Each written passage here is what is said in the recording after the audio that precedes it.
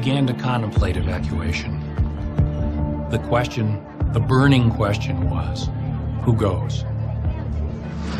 And who gets left behind?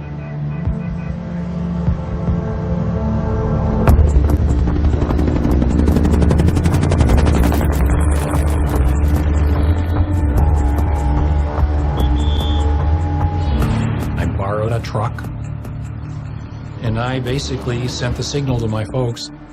And this meant a group of South Vietnamese majors, lieutenant colonels, and their families to muster at an address in downtown Saigon. I drove down there, they loaded up onto the truck, and I drove them to the airbase. I had told them, when you hear 3 thumps, that means hold the babies' mouths, don't breathe, don't talk, don't make any noise, because we're going through the gate post. I saluted in uniform as a captain of the United States Army. The guard waved me through, and I drove straight out to the flight line to an aircraft that was awaiting. One Vietnamese colonel that was putting his family on the plane, he had wanted to stay in Vietnam to defend the country. And this full colonel had like 8 kids and a wife. And he was in tears. The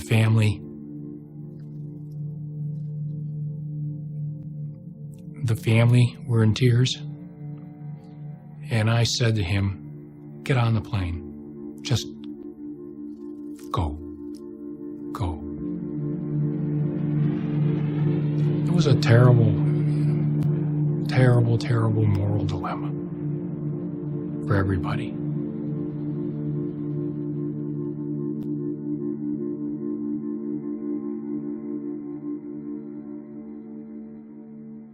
We today have concluded an agreement to end the war and bring peace with honor in Vietnam.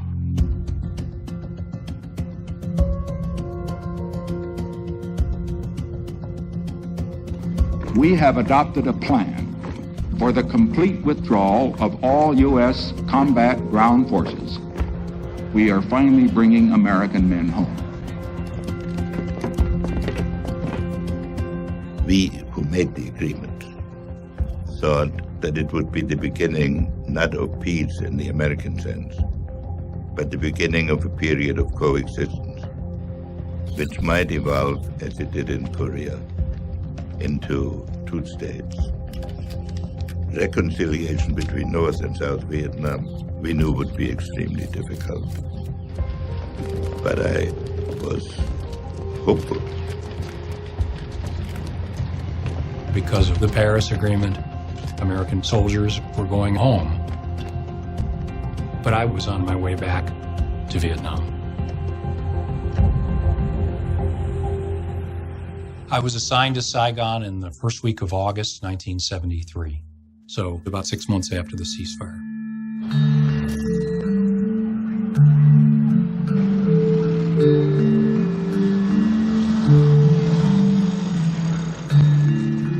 I would say that between the State Department people and CIA people, the contractors who were there to maintain infrastructure, maintain aircraft, as well as people like me, we had 5,000 to 7,000 Americans in country.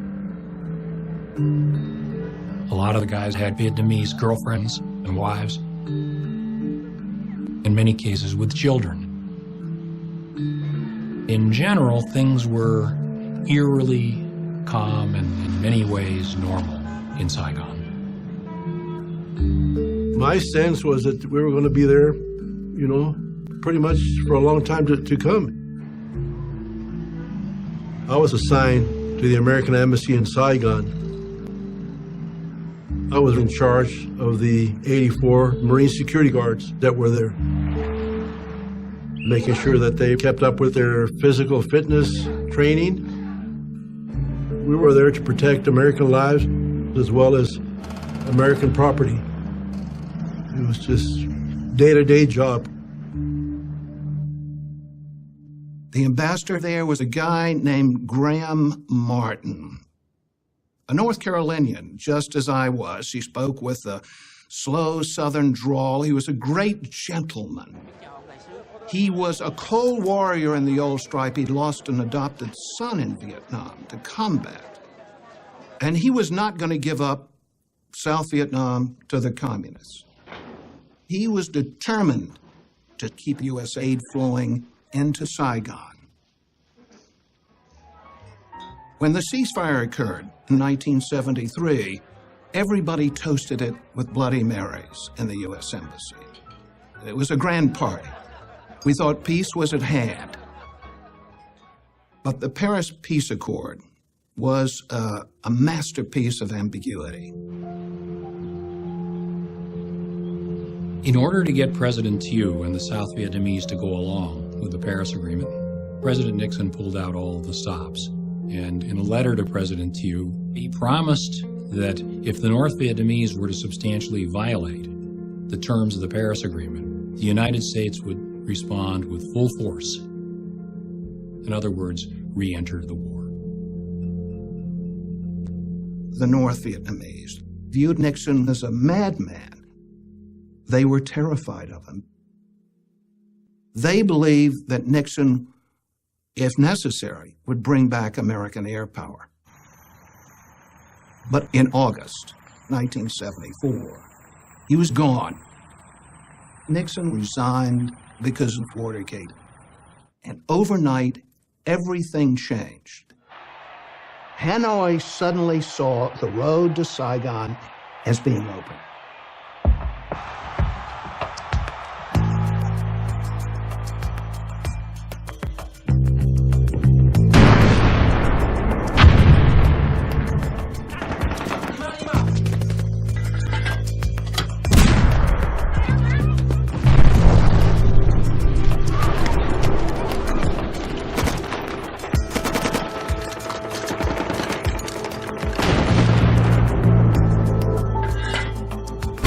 The South Vietnamese population had ample reason to fear the Vietnamese communists. The communists' conduct throughout the course of the war had been violent and unforgiving.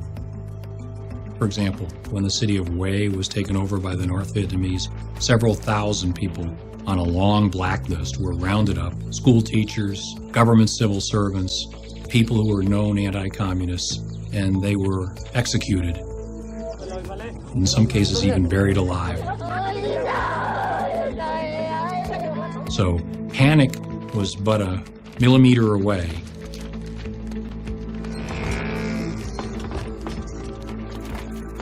Hundreds of thousands of refugees are in a blind rush to flee even further from the rapidly advancing communists. Bruce Dunning reports.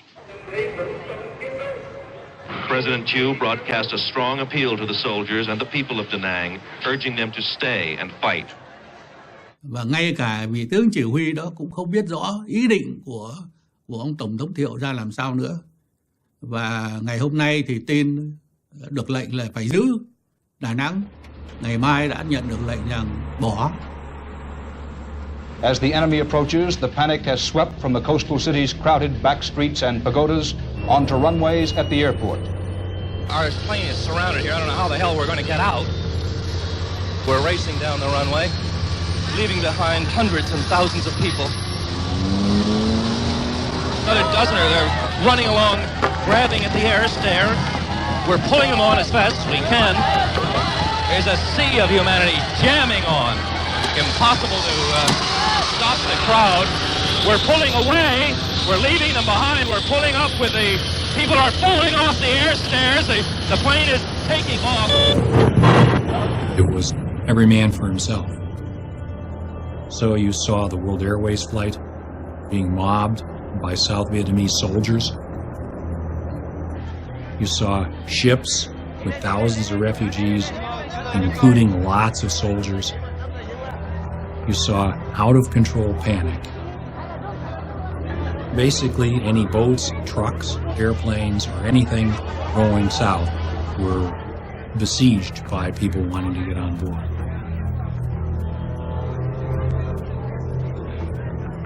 The Americans were gone. And as a result, the house of cards began to collapse. The North Vietnamese decided to escalate at every turn to see if the United States would react.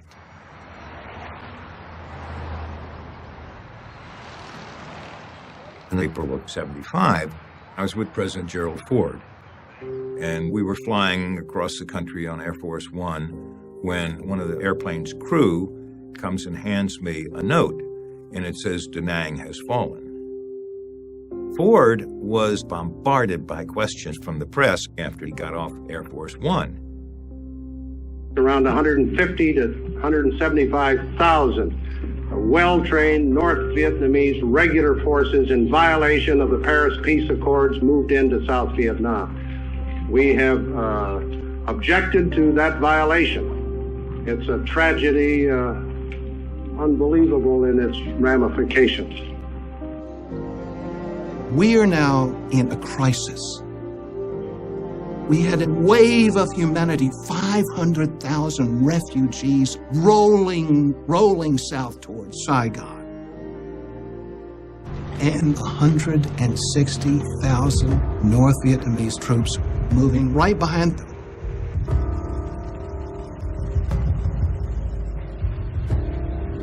I had become so concerned, I decided to pull our best Vietnamese agents in out of the woodwork to try to see what they could tell us about communist planning, which obviously was rapidly evolving.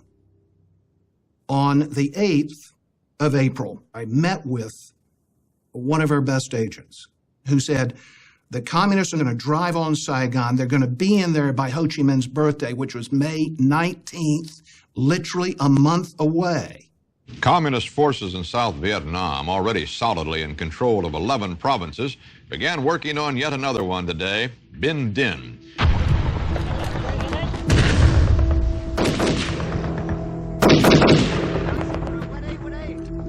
Ở phía hải quân chúng tôi thì cũng không ai dám nói một lời nào về một cái chương trình gì sự xa xôi nữa, mà chỉ cố gắng bằng mọi sức bị chết. Và các cái dụng cụ không được thay thế.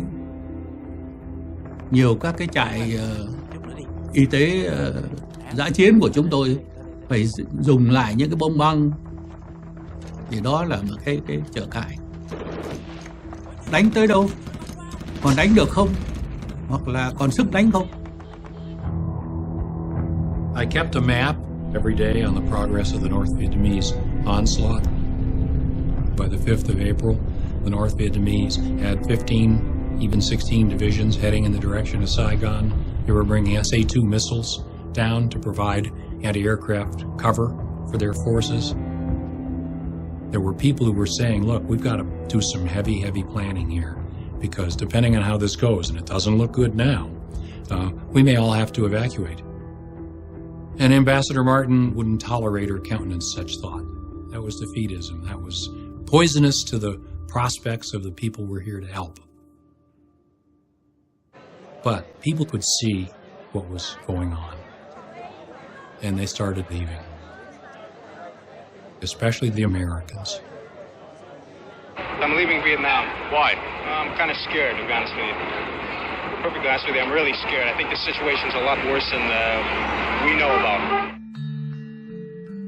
There was always a standing evacuation plan in the embassy. It held that in an emergency, all Americans still in the country, about 6,000 people, would be evacuated, and that no South Vietnamese would be evacuated with them.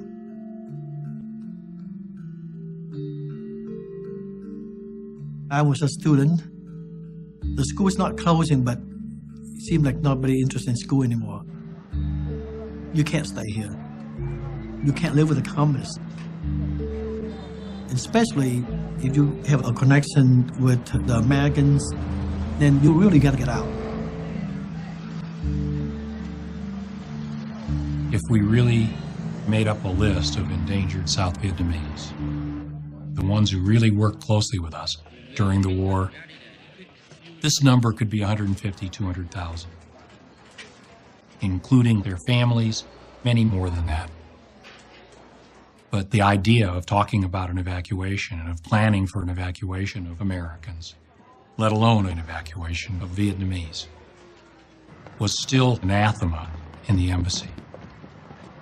If you mean that South Vietnam is on the imminent verge of collapse, I think the answer is quite definitely no. I mean, we were dealing with an ambassador who was just convinced that somehow he was going to be able to pull this out and that there wouldn't have to be an evacuation and therefore there wouldn't have to be a concern about evacuating South Vietnamese. The situation in South Vietnam has reached a critical phase, requiring immediate and positive decisions by this government. There are tens of thousands of South Vietnamese employees of the United States government, of news agencies, of contractors and businesses for many years, whose lives, with their dependents, are in very grave peril. I am therefore asking the Congress to appropriate without delay $722 million for emergency military assistance for South Vietnam. If the very worst were to happen, at least allow the orderly evacuation of Americans and endangered South Vietnamese to places of safety. There was no way in 1975 that the Congress was going to vote any money to go to the aid of South Vietnam. We had pulled out our troops in 1973, and public opinion at that point shifted. The people of the United States, having seen Watergate, having seen the deception of the generals, weren't about to give any help in Southeast Asia. And, you know, Kissinger knew this. We knew we were not going to get the $722 million. By that time, it made no big difference. But President Ford said he owed it to Vietnam to make a request. We've sent, so to speak, battleship after battleship, and bomber after bomber, and 500,000 and more men, and billions and billions of dollars. If billions and billions didn't do at a time when we had all our men there, how can 722 million save the day? This is the way my map looked in mid-April. The North Vietnamese just rolled down the coast. Saigon was clearly threatened. The situation was urgent. Urgent understates it. At this time, Ambassador Martin had been back in Washington, trying to persuade Congress to vote additional aid. He has no statement today. He came back to Saigon, and my boss, the CIA station chief, said, "Go down and tell the old man what's happening." I went in and I said, "Mr. Ambassador, half of the South Vietnamese army has disintegrated. We're in grave trouble. Please, sir, plan for an evacuation. At least allow us to begin putting together lists of South Vietnamese we should rescue." And he said, "No, Frank, it's not so bleak, and I won't have this negative talk." Young officers in the embassy began to mobilize a black operation, meaning a makeshift underground railway evacuation using outgoing cargo aircraft that would be totally below the radar of the ambassador. People like myself and others took the bull by the horns and organized an evacuation. In my case, that meant friends of mine who were senior officers in the South Vietnamese military. As the North Vietnamese came closer and closer to Saigon, these people were dead men walking. I had arranged a signal with my intelligence community friends that if I said I'm having a barbecue, that meant come to a certain pre-designated place and bring your families, and only bring one suitcase because we're going to have a party, but it was understood the party meant I was going to get them out. Black ops were essentially violating the rules. In this case, meaning you're not allowed to bring out Vietnamese military people who were under obligation to stand and fight. We were fully expecting if we got caught doing this that we would be run out of country. End of career, do not pass, go. But sometimes there's an issue not of legal and illegal, but right or wrong. The deputy defense attaché moved out Vietnamese personnel and their families to Clark Air Base in the Philippines without any approval whatsoever, without any immigration papers, anything, passports, you name it. And when they began showing up in the Philippines, Martin hit the roof and fired him. But that didn't stop other State Department people who had Vietnamese friends and family members. They continued to organize these makeshift airlifts.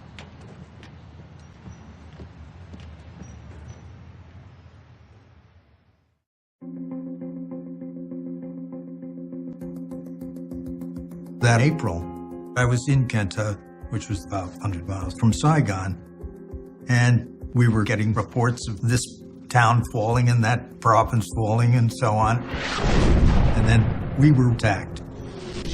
Sergeant Hasty came by to give me a report on the damage. Canto came under pretty intense artillery bombardment. The North Vietnamese had overrun some South Vietnamese artillery batteries and managed to turn those around and shell the center of Canto. We knew that the situation was bad. We could see that the South Vietnamese army was eroding. Supplies had been cut off, and you could see the armaments dwindling. We were, under the terms of the Paris Agreement, committed to resupplying the South Vietnamese. They lacked simple things like barbed wire and bags for sandbags.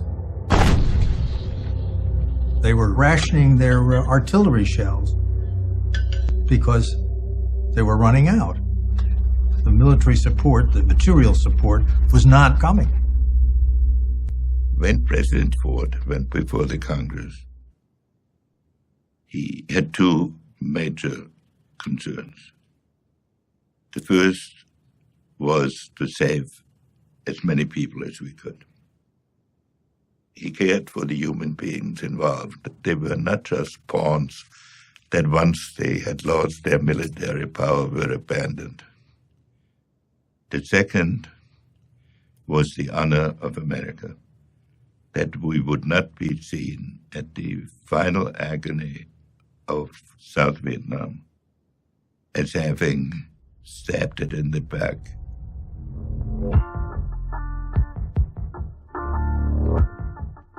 Congress wouldn't pass it. They said no more, no more troops, no more money, no more aid to the Vietnamese. Well, I had to go into President Ford's office to tell him. I had never heard Ford use a curse word in all the time I'd known him. But when I showed him this story, he said, "Those sons of bitches."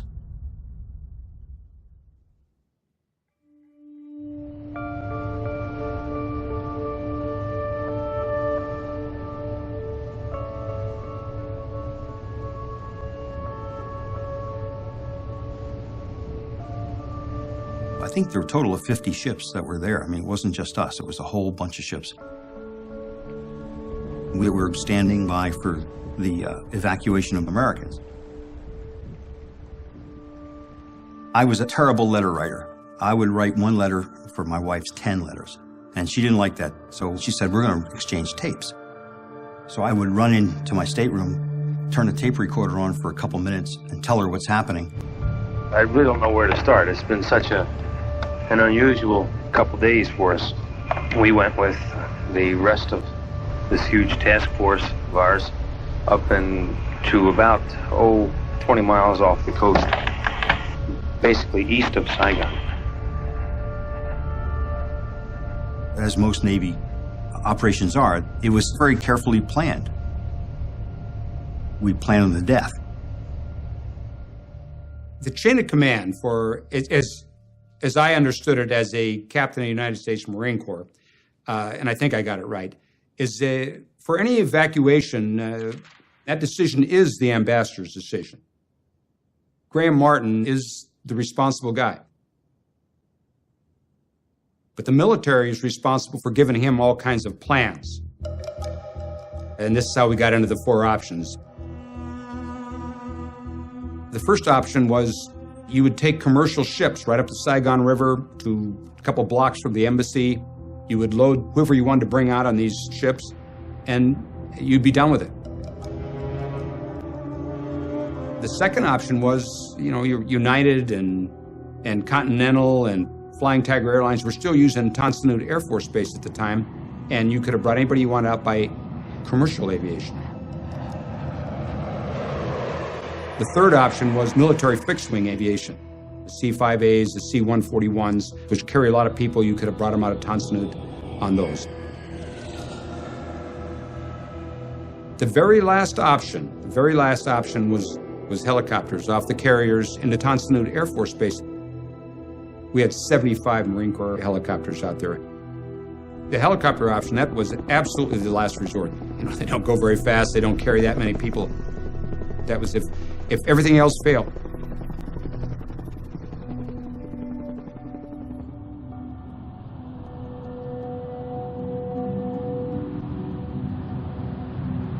I got into Vietnam late on the 24th of April, 1975.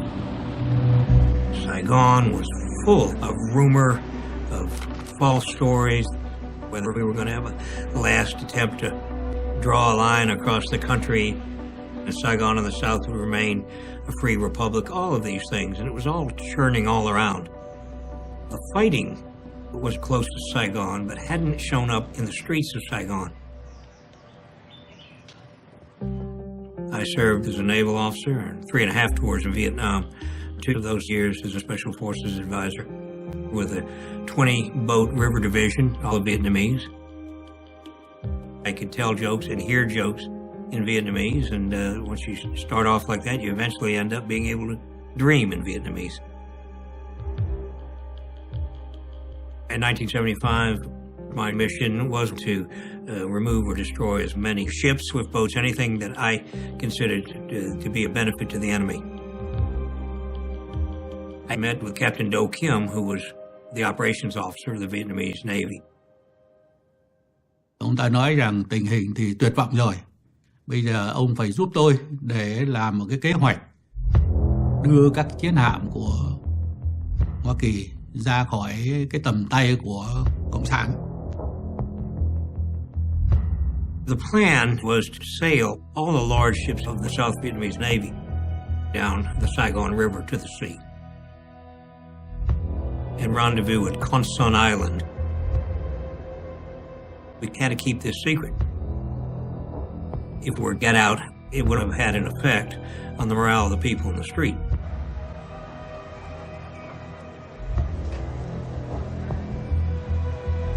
We knew that there were roughly 5,000 Americans still in the country.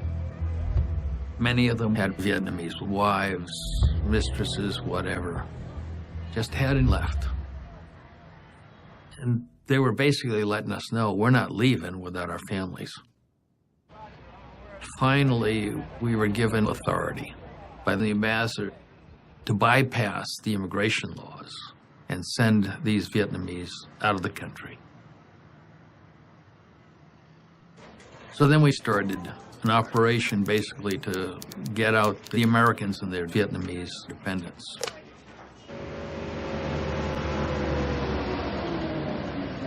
It was not an official evacuation. We still had no organized plan for evacuating high-risk South Vietnamese because we had an ambassador who was making up his mind on the wing. The president also asked Congress for authorization to use American troops here to evacuate Americans and Vietnamese who work for Americans. If it were necessary. You have plans for that? Well, of course, every embassy in the world has plans for it. You think it will be necessary? That again, you see, is a judgment that I can't possibly make at this time. We have been reducing the population here as a measure of prudency, and we'll take measures to reduce it further as a question of prudence. The ambassador was extremely skittish, and I guess understandably so, about talking about evacuation, about sending signals that an evacuation was being planned or even executed. He feared it would trigger a panic. It's time to get out. And in Saigon at that time, it was like, who do you know? The key word would be connection. There's a lot of people, they try to get their money. Because if the people have money, maybe they will find connection to get out. You know, and so you want to go? Give me this kind of money. One guy said to me, your family, tell them to come to the boat dock. I was waiting for them. You know, of course, they took the money, but they never got us. There was chaos in Saigon at that time. Everybody was looking for ways to get out as soon as possible. Of course, the Americans we worked with had a plan in place for us. They told us to get to the meeting place, which was a safe house, and near the American embassy, and to wait for buses to come to pick us up.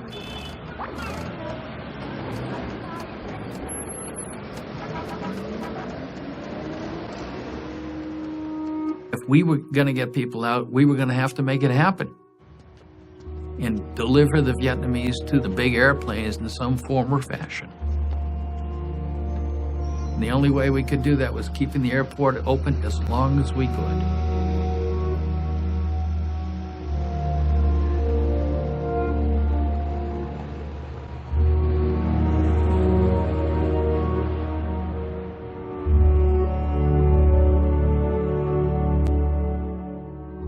Ambassador Martin still hoped that somehow this thing would not end with the North Vietnamese humiliating the United States by attacking Saigon.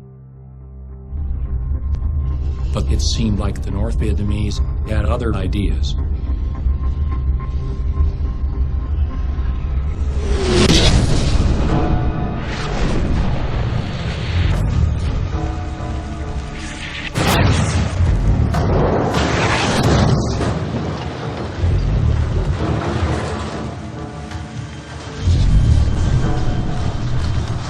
What may be the final battle of Saigon has begun. Communist ground forces have started moving in on Saigon's Tan Son Nhut Airport. Rockets exploded all over the base, touching off 3 major fires. The air base was under continuous artillery fire. I felt the rounds. They were so close. The shrapnel was clinking against the fence behind us. It was abundantly clear that it was a whole new ball game.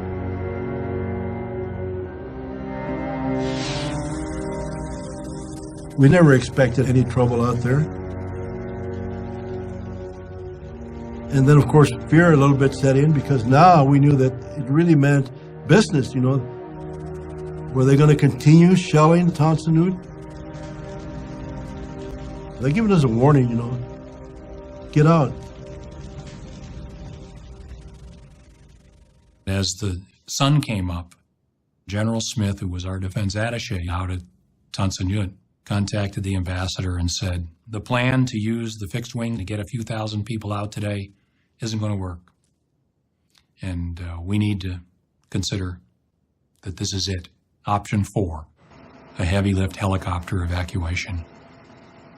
And Ambassador Martin wouldn't hear of it. He said, I want to come out there. I want to see it. Which he did. He got in a sedan. He didn't lack for guts. There was still rounds coming in. Sporadic. but there was still artillery fire. And he could see that the main runway was full of craters from North Vietnamese artillery. And it was understood that General Smith was not being premature with the recommendation for Option 4. Ambassador Martin's concern very clearly, up to now, was that once we start an official evacuation, it's pretty obvious that the game is over. You got to remember, this is an ambassador who had lost his only son in combat in Vietnam. One becomes pretty invested in that country. He had been holding out hope that some kind of third-party solution could be worked out so that South Vietnam could continue with some form of independence or autonomy. And he was being encouraged to think that this might be possible.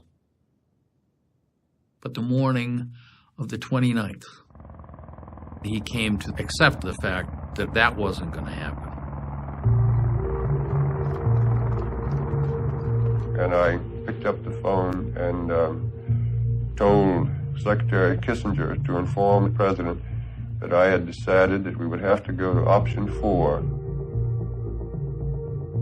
When I tell President Ford the airport is being shelled, and I'd say it's now time to pull the plug, he keeps coming back time and again.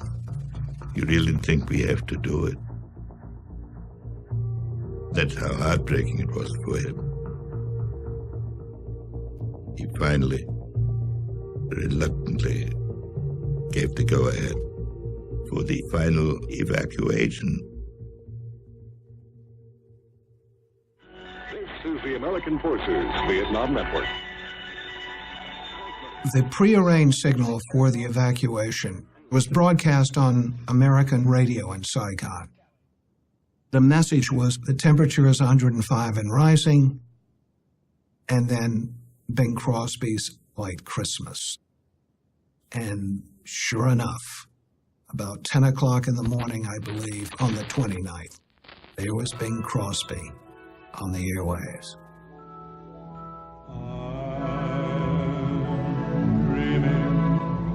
Of a white Christmas, just like the ones I used to know, where the treetops glisten and children listen to hear.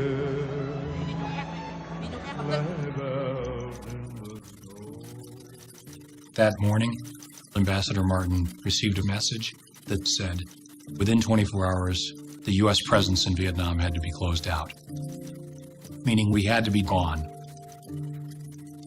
It was obvious that there was the need for a hasty plan to be developed for a helicopter airlift out of the embassy to the fleet.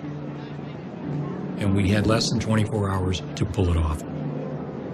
That morning, there must have been, I would guess, at least 10,000 people literally ringing the embassy. The embassy compound was the size of a city block. It was big. And all sides of it were filled 200-300 feet back.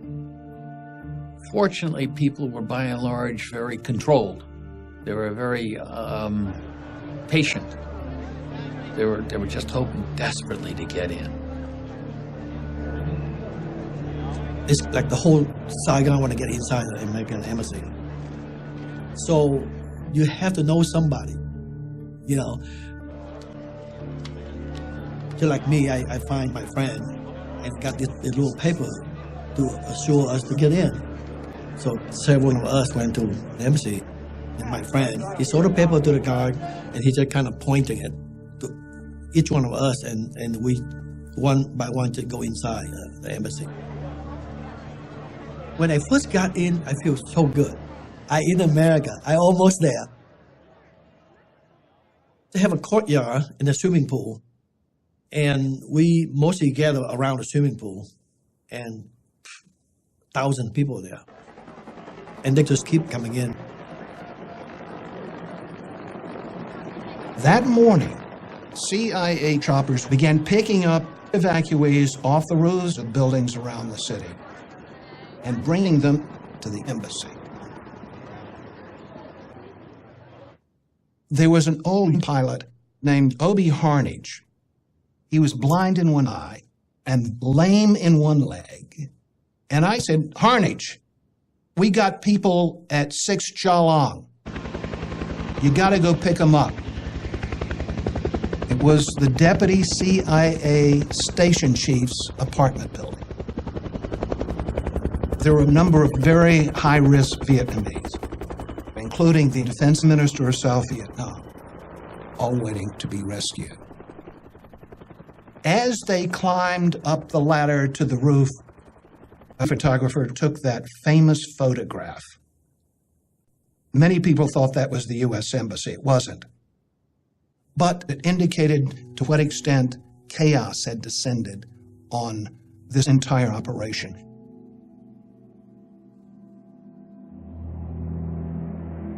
Inside the embassy, everywhere we looked, was teeming with Vietnamese. We counted them. The total number was about 2,800. There was no hiding it that somehow people had to have let these people into the embassy. Was it, Marine security guards who kind of looked the other way? Was it American employees in the embassy who were doing kind of what we did with black ops and taking care of their own? We never got to the bottom of that. And frankly, we never pursued it. One of my Marines said to me, we should take out the tailor. There was a tailor who made all our civilian clothes. So I said, why don't we take out the cook too? He said, well, you should take out the cook too, and all the other cooks. They should get out. They had business with Americans. So they took the bread truck and they rounded up the tailor, the cooks and the dishwashers, a few others, and their families, and drove them into the embassy compound.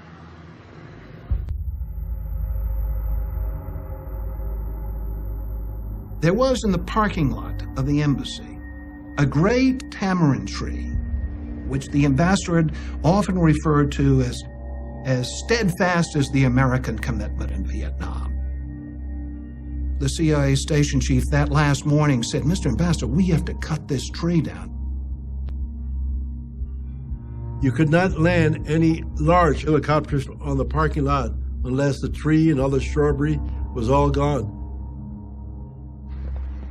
The ambassador had resisted us cutting that tree because he did not want anybody to be alerted that we were doing any sort of evacuation or were going to do any sort of evacuation.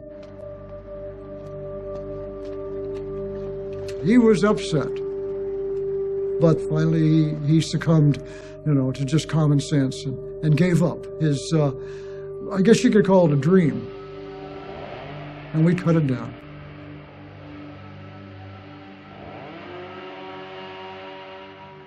He had also, over the past few days, prevented us from burning classified documents for fear that it would panic the South Vietnamese.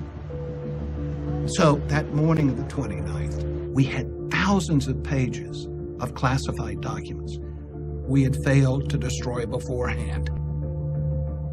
Our next job was just looking at that classified document idea and getting rid of that. So we went to every office and told them to start pulling stuff. And piles of paper began coming out. And we began shredding.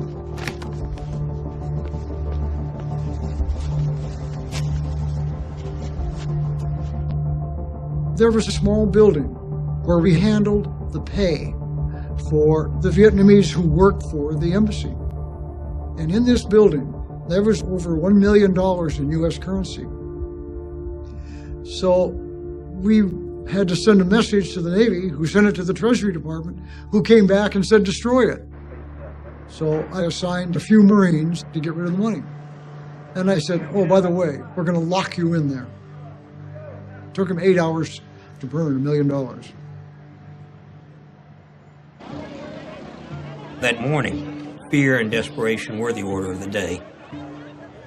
But I had a job to do. It was an important job to do, I thought, to deny the enemy the South Vietnamese naval ships. Thì ông nói rằng, Đại tá Kiểm, chậm lắm rồi, ông phải ra đi ngay.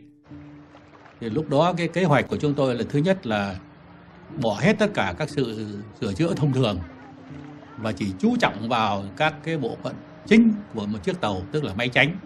Nếu mà một máy cũng tính là chạy được, thay vì hai máy, nhưng mà một máy chạy được cũng được, một máy điện cũng chạy. We had expected, frankly, a longer time period to get ready.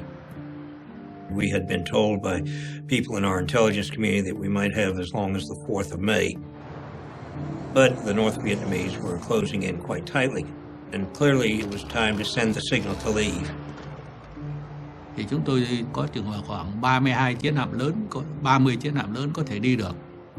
Cũng tính với lại ông Armitage rằng tôi sẽ cố gắng cho thủy thủ đoàn ra đi càng đông càng tốt. Thì tôi nói thủy thủ đoàn chắc chắn để đi, nhưng mà còn gia đình của họ sẽ không đi nếu không có gia đình họ đi theo. I knew this, but I didn't know how many civilians were going to be on board. I had no idea. Nó quá cái nhiệm vụ của tôi. Trên tôi còn có những người cao cấp hơn tôi. Tại sao họ không làm? Anh em mình cứ thấy rằng đó là cái nhiệm vụ của mình thì là làm.